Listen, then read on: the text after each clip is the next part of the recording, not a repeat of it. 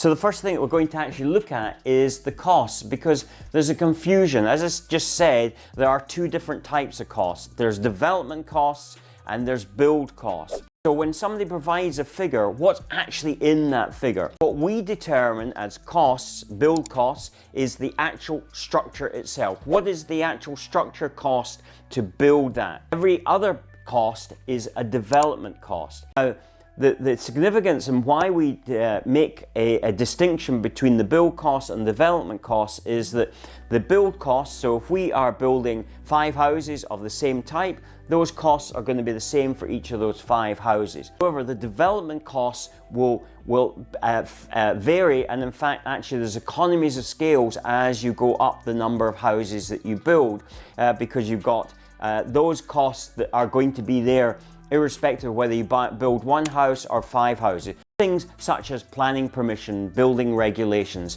Yes, there's some variations in there, but you do get economies of scales. So it's really understanding what's included in that, and if you don't actually know the separation of that, so if you take a build cost, they put it as a build cost, but actually there's other costs in there. How do you know whether they're in that cost or not in that cost? So that's the first aspect of it.